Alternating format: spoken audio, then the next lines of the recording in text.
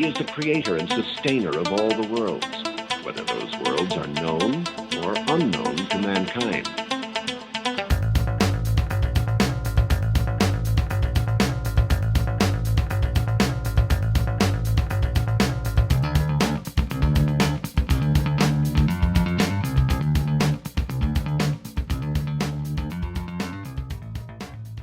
The gentleman I was talking to at the front counter owns this cylinder head.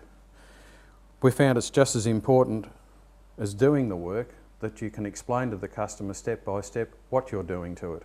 He'll understand where his money's being spent and he'll leave a satisfied customer rather than somebody who's just handed over a fistful of dollars. We're often asked about 3-angle valve seats or radius valve throats.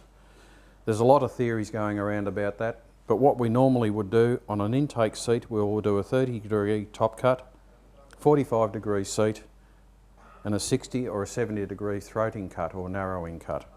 However, on an exhaust throat or an exhaust seat, we'll generate a radius from the bottom of the throat just up to below the bottom of the valve seat.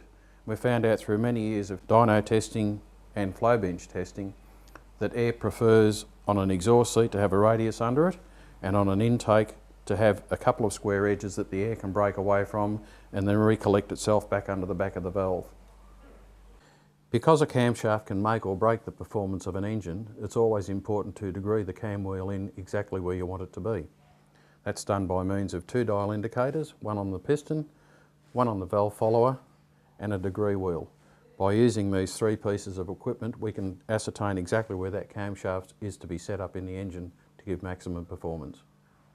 For instance, if you have a camshaft dialed in an advanced position, you'll get a lot of low down power, but the engine will run out of puff at reasonably low RPM, maybe 5,000 RPM in this instance. If you retard the camshaft, you will move the power band further up the rev band, where the engine's starting to breathe properly, and you will make more horsepower.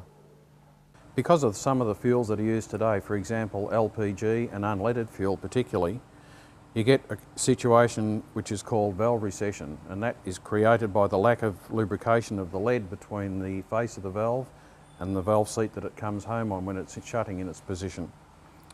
To reduce the risk of valve recession, we fit a hardened nickel content insert to the exhaust valve seat. That's done by means of machining a recess into the combustion chamber and punching the hardened nickel seat into there.